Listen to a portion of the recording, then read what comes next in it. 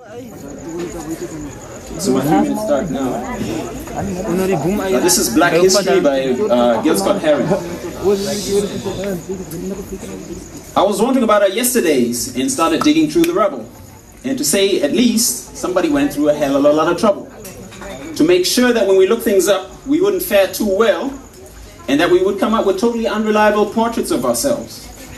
But I compiled what few facts I could, such as they are, to see if we could shed a little bit of light, and this is how I got so far. First, white folks discovered Africa. They claimed it fair and square. You can't do that. Cecil Rhodes couldn't be robbing nobody because he's saying there's nobody there. All the civilization, since there wasn't none around, they said, how could these folks be civilized when they never seen nobody ever writing nothing down? And just to prove all their suspicions, it didn't take too long, they found out there were whole groups of people in plain sight, running around with no clothes on. That's right. They're women and men and young folks and old folks. Righteous folks just covered their eyes. So no time was spent considering the environment. So they said, hell no, this ain't civilized. And another way they knew the folks was backwards, or at least that's how they were taught, is that unlike the very civilized people of Europe, these black groups actually fought.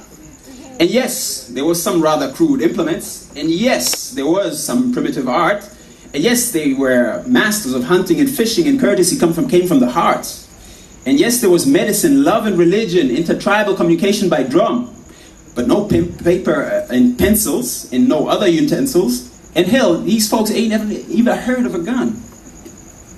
So this is why the colonies came, to stabilize the land, because the dark continent had copper and gold, and the discoverers had themselves a plan.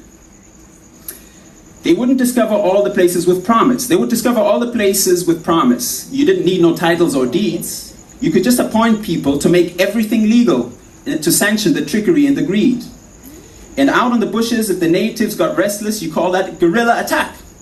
And never had to describe that somebody might have finally got wise and said they was going to fight back. But still we are victims of word games. Semantics is always a bitch. Places once called underdeveloped and backwards are now called mineral rich. And still it seems the game goes on with unity always just out of our reach.